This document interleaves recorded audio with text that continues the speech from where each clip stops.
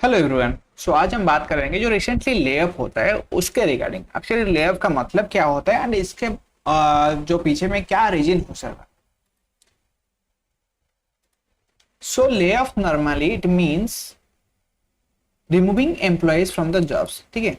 और dismiss due to a decrease in profits, अगर profit कम हो जाता है तो भी हमारा हम डिसमिस करते हैं। And when the profit of a company is not sufficient to pay all its employ, normally अगर प्रॉफिट सफिशिएंट नहीं होता है पे करने के लिए, देन उस केस में कंपनी चूज करता है removing employees from the jobs.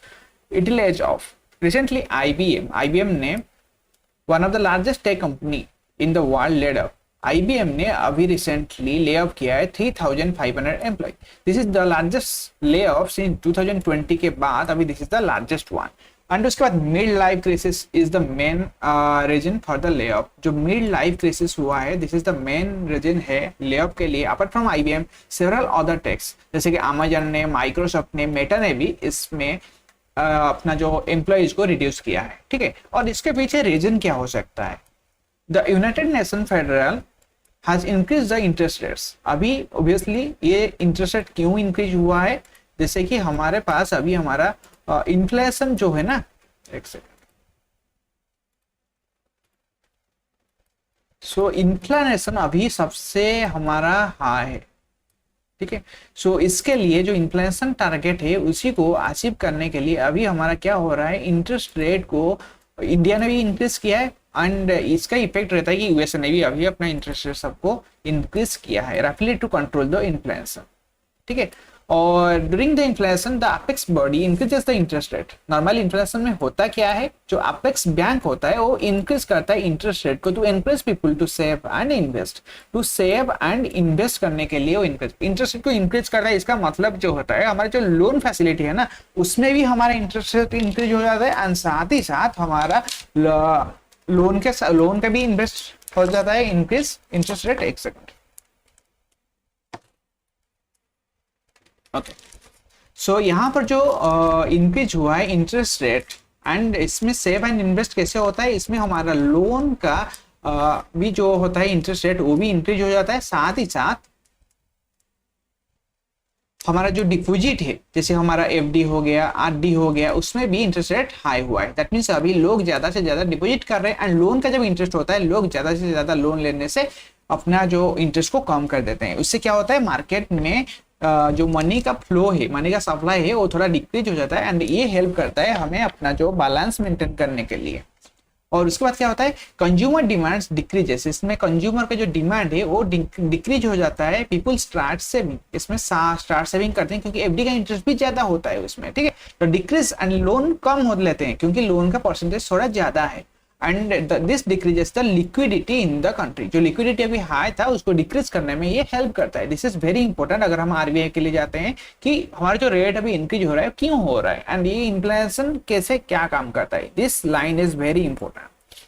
During such times, the companies are affected as loans becomes expensive। इसमें क्या होता है, लोन जैसे अभी मैं मेंशन किया था, लोन्स एक्सपेंसिव हो जाता है। पर जो कंपनी है, इंडिविजुअल तो ठीक है, वो अपना रिक्वायरमेंट के हिसाब से ही लोन लेता है। पर कंपनी के पास बाय डिफॉल्ट होता है कुछ कुछ कंपनी लोन में जो सीसी लेते हैं तो उनका डे टू डे लाइफ में जो लोन यूज होता है। पर वहां पर क्या होता है, लोन अभी एक्सपेंसिव होता है। इंडिया में रेपो रेट बेसिस में होता है, जितना भी अपना रेट इंक्रीज होगा, फ्लोटिंग रेट अभी अप्लाई हुआ है। ये वाला भी एक पॉइंट याद रखिएगा। अभी हमारा जो रेट है that is floating one.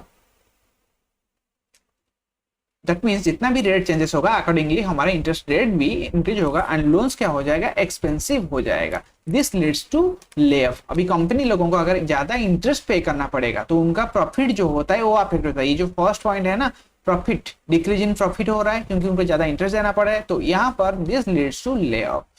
How is this affecting Indian professional? Indian professional को कैसा देखा जाए तो 30 to 40% of them are Indian IT professional, ठीक है। Out of total lay off 30 to 40 are Indian IT professional. So it's affecting the Indians those who are working professionals, उनको बहुत highly affect हुआ है इससे।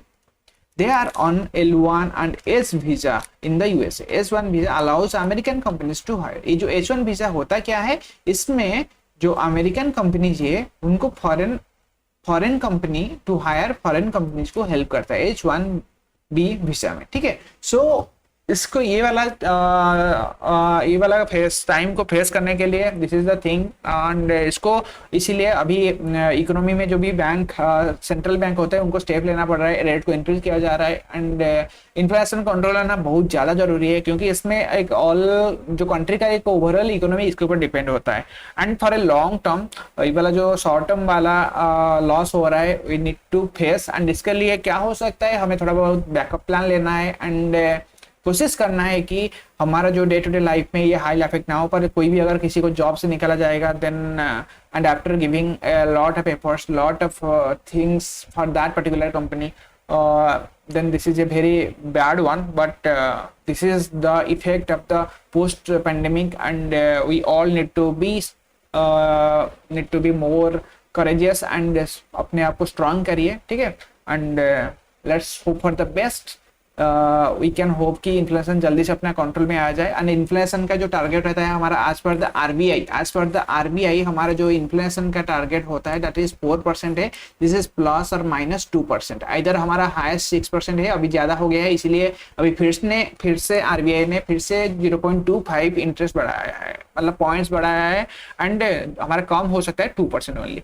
Got it. सो यहाँ पर हमारा इसलिए इंपॉर्टेंट है कि इन्फ्लेशन से यूएसए का क्या हो रहा है, एंड सेम थिंग अभी इंडिया, अगर आप यहाँ पर यूएसए को रिप्लेस कर देंगे इंडिया, बस the things will be same, ठीक है। सो चलिए फिर मिलते हैं नेक्स्ट में, and subscribe for more updates. हम और भी, मैं कोशिश करूंगा और भी सेशंस लाने के लिए, क्योंकि यहाँ पर मेरा भी पॉइंट कवर हो गया एंड आप लोगों के लिए भी हेल्पफुल है। चलिए फिर मिलते हैं, हैप्पी लर्निंग।